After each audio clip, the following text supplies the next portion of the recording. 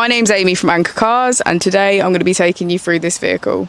If you do have any questions following on from the video, please don't hesitate to give us a call on the number shown above, and our salesman will be more than happy to go through those with you.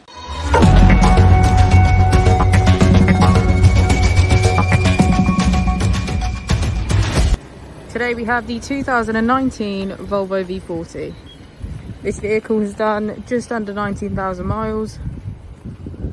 It has a manual transmission and a petrol fuel type.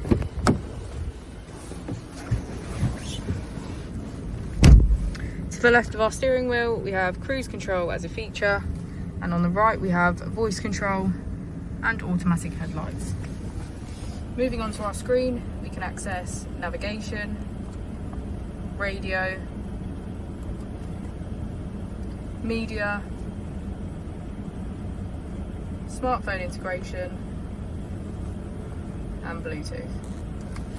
If we put the vehicle into reverse, we can see that it comes with a parking camera with parking sensors. Just below the screen we have our AC, as well as heated seats on either side.